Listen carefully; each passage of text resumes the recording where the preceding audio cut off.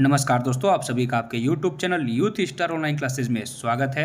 दोस्तों, जैसा कि 6 to 8 के एसएसटी का फाइनल आंसर की जारी कर दिया गया है, तो इस वीडियो में हम लोग बात करने वाले हैं कि जैसे ही फाइनल आंसर की आया, आप सभी के होश उड़ गए, क्योंकि 6 to 8 के एसएसटी के फाइनल आंसर की में 8 प्रश्नों के जवाब को जो है वो बदल दिया गया है। ठीक है, बीपीएससी ने आखिर किस आधार पे उसका आंसर दिया है, एससीईआरटी के आधार पे या एनसीईआरटी के आधार पे या किसी अदर बुक से उसने उस आंसर का जवाब दिया है, इस पे हम लोग बात करने वाले हैं। वो 8 प्रश्न कौन से हैं, पहले उसका जवाब क्या था और अब उसका जवाब क्या मिला है। ठीक है, सभी बातों पर डिटेल में चर्चा करेंगे। इसके साथ ही जैसे ही 6 to 8 की फाइनल आंसर की जारी हुई, उसी वक्त मैंने एक पोल भी कराया अपने यूट्यूब चैनल के कम्युनिटी में। ठीक है, उस पोल में कितने % वाले कितने स्टूडेंट हैं, उस पर भी बात करेंगे। और फाइनली आपका कट ऑफ कितना रहने वाला है, कितना सेफ स्कोर रहेगा, पहले कितना था अब कितना होगा, इस पे भी डिटेल में चर्चा करेंगे। इसलिए वीडियो को लास्ट तक ज़रूर देखिएगा और वीडियो पसंद आए तो लाइक ज़रूर करिएगा और चैनल पे नए हैं तो सब्सक्राइब भी ज़रूर कर लीजिएगा। यहाँ दोस्तों अगर हम लोग बात करें तो हिस्ट्री के 2 प्रश्नों को चेंज किया गया है, इकोनॉमिक्स के 2 प्रश्न चेंज हुए हैं, पॉलिटी के 4 प्रश्न चेंज हुए हैं और यहाँ पर भूगोल वाले जो भी कैंडिडेट हैं उनको सबसे ज़्यादा फ़ायदा मिला है, क्योंकि भूगोल के एक भी प्रश्न के एक भी आंसर को चेंज नहीं किया गया है। ठीक है, तो इस पर भी बात करेंगे कि भूगोल वाले कैसे आगे रहेंगे। ठीक है, जब रिजल्ट आएगा तो उसमें सबसे अधिक जो कैंडिडेट आपको देखने को मिलेंगे वो जियोग्राफी वाले ही रहेंगे। तो अगर यहाँ पर हम लोग शॉर्ट में पहले बात कर लें, ठीक है, यहाँ पर तो आप ये ऑफिशियल नोटिस देख सकते हैं TRE 3.0 के SST विषय के औपबंधिक उत्तर पर उम्मीदवारों से प्राप्त आपत्तियों के आधार पर विशेषज्ञों के द्वारा, ठीक है, जो आंसर की तैयार की गई है उसे आज 22 तारीख को जारी कर दिया गया है आयोग के ऑफिशियल वेबसाइट पर। ठीक है, इसके बाद दोस्तों हम लोग बात करें तो यहाँ पर आप देख सकते हैं हिस्ट्री का, ठीक है, हिस्ट्री का 2 क्वेश्चन, ये हिस्ट्री के 2 क्वेश्चन, यहाँ पर उसके नीचे इकोनॉमिक्स के 2 क्वेश्चन और यहाँ पर आपके पॉलिटी के, ठीक है, एक ऊपर और 3 नीचे, यानी पॉलिटी के आपके 4 क्वेश्चन यहाँ पे चेंज हुए हैं। बात करें कौन कौन से क्वेश्चन हैं तो यहाँ पर सेट आपका दिया हुआ है, सेट आई, सेट जे, सेट के और सेट एल। तो जो पहला क्वेश्चन है वो हिस्ट्री का सेट आई के हिसाब से 16वां क्वेश्चन, सेट जे के हिसाब से 13वां क्वेश्चन, सेट के हिसाब से 27वां और सेट एल के हिसाब से 11वां क्वेश्चन। तो इस वीडियो में हम लोग जो क्वेश्चन लेके आए हैं वो आपका सेट आई के आधार पर रहेगा। ठीक है, यानी सेट आई के क्वेश्चंस को ही लेकर मैं इस वीडियो में आया हूँ। सबसे पहले क्वेश्चन हम लोग देख लेते हैं हिस्ट्री का क्वेश्चन नंबर 16।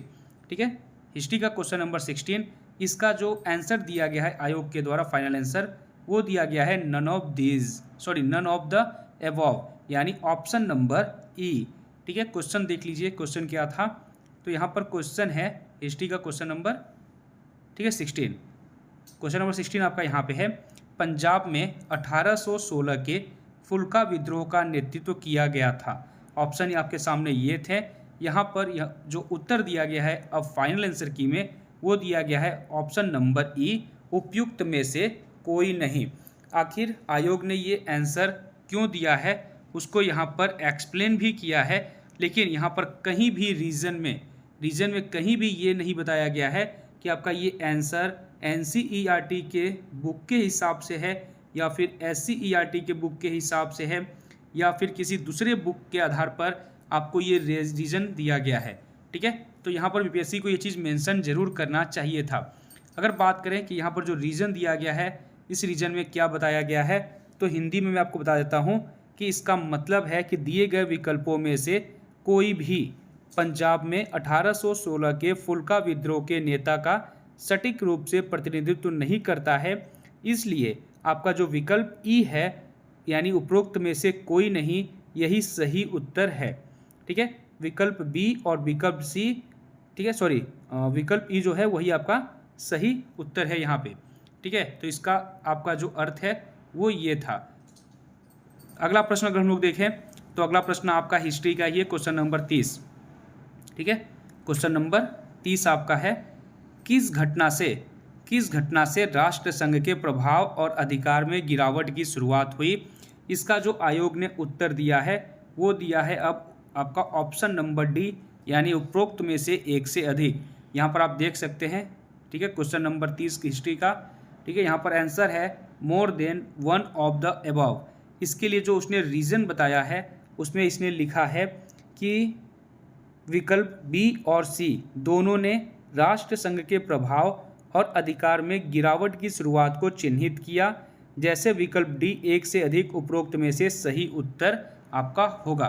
ठीक है, यानी यहाँ पर आयोग का कहना है कि इस क्वेश्चन के लिए ऑप्शन बी आपका सही है, ऑप्शन सी भी सही है, यानी इस क्वेश्चन के दो आंसर सही हो रहे हैं, इसलिए आपका जो उपयुक्त आंसर होगा वो होगा उपयुक्त में से एक से अधिक। ठीक है, यानी ऑप्शन नंबर डी को फाइनल आंसर यहाँ पर माना गया है।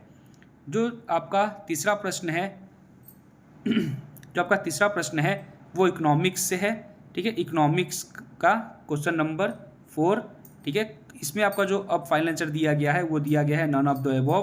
पहले क्वेश्चन देख लेते हैं। क्वेश्चन जो आपका है इकोनॉमिक्स का चौथा क्वेश्चन वो था कि निम्नलिखित में से कौन सा विश्व स्तर पर लोगों को जोड़ने में भूमिका नहीं निभाता है।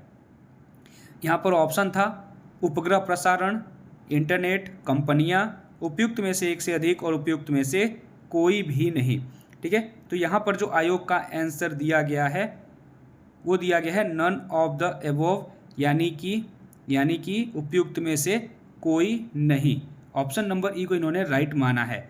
अगर आप प्रश्न पढ़ें तो यहाँ पे ये निगेटिव क्वेश्चन था, यानी कि नहीं निभाता, जबकि उपग्रह प्रसारण हो, चाहे इंटरनेट हो, चाहे कंपनियां हो, ये तीनों ही विश्व स्तर पर लोगों को जोड़ने में भूमिका निभाती हैं। तो यहाँ पर रीज़न भी वही दिया गया है। ठीक है, रीज़न भी वही दिया गया है और वो विकल्प वैश्विक स्तर पर लोगों को जोड़ने में सक्रिय भूमिका निभाते हैं, इसलिए सही विकल्प ऑप्शन नंबर ई उपरोक्त में से कोई नहीं होगा।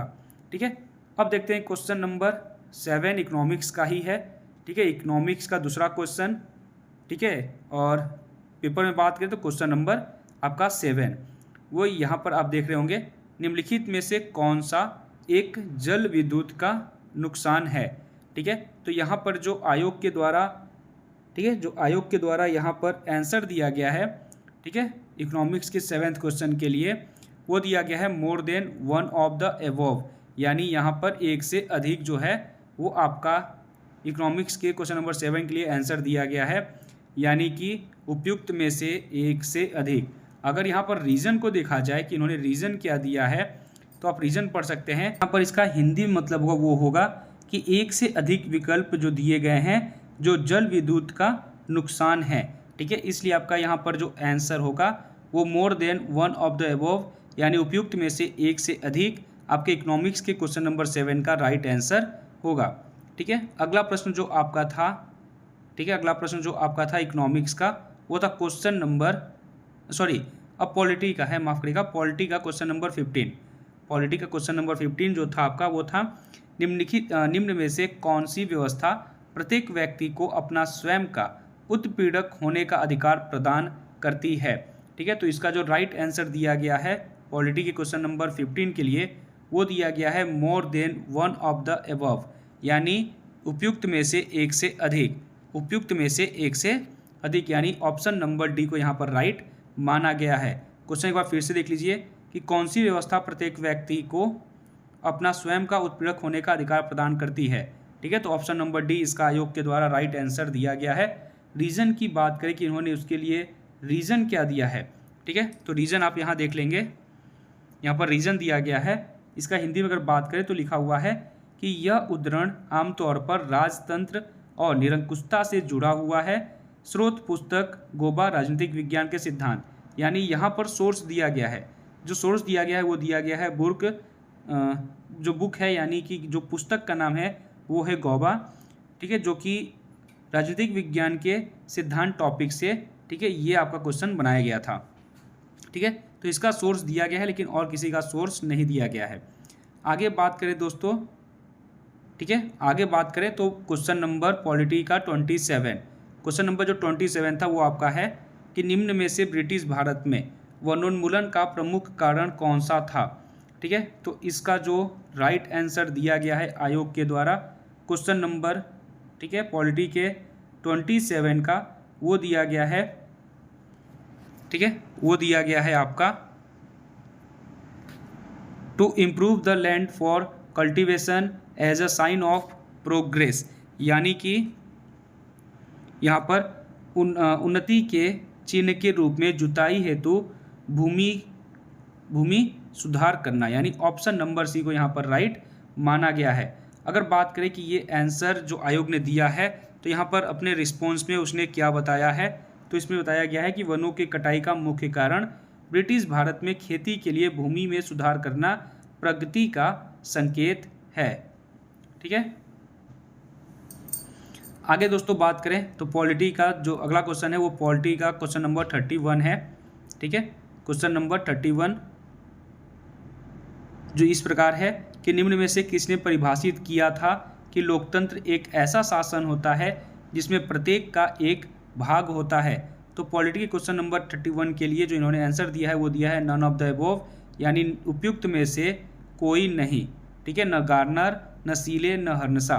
ठीक है, यानी कोई भी इनमें से इसका राइट आंसर नहीं था। तो इस पर इन्होंने एक्सप्लेन किया है कि अरस्तु ने एक ऐसी सरकार की परिभाषा दी है जिसमें हर किसी का हिस्सा हो, और इसका जो इन्होंने सोर्स बताया है यहाँ पर देख सकते हैं आप, जो सोर्स बताया है वो आपका, ठीक है, वो आपका यहाँ पे बुक 4 पॉलिटिक्स चैप्टर 2। ठीक है, यानी सोर्स जो इनका है वो पुस्तक 4 राजनीतिक अध्याय 2। ठीक है, यानी इसका भी सोर्स इन्होंने दिया है। उसके बाद जो अगला क्वेश्चन आपका है क्वेश्चन नंबर 39 पॉलिटी का। ठीक है, पॉलिटी का क्वेश्चन नंबर 39 देख लेते हैं उसको। राजा राम मोहन राय निम्न में से किस क्रांति की विरासतों से मुख्यतः बहुत प्रभावित थे और उन्होंने राष्ट्र राज्य के निर्माण हेतु कार्य करना शुरू कर दिया था। तो इसका जो आंसर दिया गया है आयोग के द्वारा वो दिया गया है more than one of the above, यानी उपयुक्त में से एक से अधिक। ऑप्शन नंबर डी को इन्होंने राइट यहाँ पर माना है। ठीक है, अगर देखा जाए कि इन्होंने इसको कैसे एक्सप्लेन किया है या सोर्स क्या दिया है, तो इन्होंने सोर्स दिया है, इसको एक्सप्लेन नहीं किया है, बल्कि इन्होंने सोर्स दिया है इसका आधुनिक भारतीय चिंतन। ठीक है, आधुनिक भारतीय चिंतन बीपी वर्मा की बुक। ठीक है, यहाँ पर बीपी वर्मा की बुक को इन्होंने सोर्स माना है, न एससीईआरटी को माना है सोर्स और न एनसीईआरटी को सोर्स माना है। ठीक है, तो यहाँ पर आयोग के द्वारा, ठीक है, एससीईआरटी और एनसीईआरटी को नज़रअंदाज करके, ठीक है, कोई अलग बुक को इन्होंने, अब ये कहीं भी मेंशन नहीं किए थे नोटिफिकेशन में कि आपको एससीईआरटी के अलावा एनसीईआरटी या कोई और भी बुक्स पढ़नी है। यहाँ पर साफ साफ लिखा होता है कि एससीईआरटी के पैटर्न पे आपके एग्ज़ाम्स कराए जाते हैं। तो यहाँ पर आप देख सकते हैं, ठीक है, यहाँ पर सोर्स दिया गया है क्वेश्चन नंबर 39 का पॉलिटी के, क्वेश्चन नंबर 31 का भी यहाँ सोर्स दिया गया है। ठीक है, और यहाँ पर अगर आप देखेंगे, ठीक है, यहाँ पर अगर आप देखेंगे तो यहाँ पर भी सोर्स दिया गया है। ठीक है, पॉलिटी के क्वेश्चन नंबर 15 का। लेकिन इसके अलावा इकोनॉमिक्स हो चाहे हिस्ट्री हो, इसका कोई भी सोर्स नहीं दिया गया है, और ना ही पॉलिटी के क्वेश्चन नंबर, ठीक है, पॉलिटी के क्वेश्चन नंबर 27 का। यानी 3 क्वेश्चन के सोर्स दिए गए हैं, बाकी के 5 क्वेश्चन का कोई भी सोर्स नहीं दिया गया है कि कहाँ से, किस चैप्टर से, किस बुक से उन्होंने इस आंसर को सही माना है। ठीक है, तो ये था आपके सारे क्वेश्चंस, उसके राइट आंसर, सोर्स और उसकी एक्सप्लेनेशन। अब दोस्तों हम लोग आगे बात करेंगे जो मैंने यहाँ पर 2 घंटे पहले पोल कराई है। आप भी अगर इस पोल में पार्टिसिपेट नहीं किए हैं तो जाके इस पोल में पार्टिसिपेट जरूर कर लीजिएगा। सोशल साइंस के अलावा और भी सारे सब्जेक्ट्स के मैंने पोल कराए हैं, आप जाके अपने अपने सब्जेक्ट्स का वहाँ पोल में पार्टिसिपेट कर सकते हैं। दोस्तों यहाँ पर जो पोल में 2 घंटे के अंदर जो कैंडिडेट्स ने पार्टिसिपेट किया है वो 1600 के आसपास कैंडिडेट ने किया है। ठीक है, और यहाँ मैंने पोल में 55 से कम जो रखा था उसमें 70% वोटिंग गई है। 56 से 65 के बीच वाले 18% है।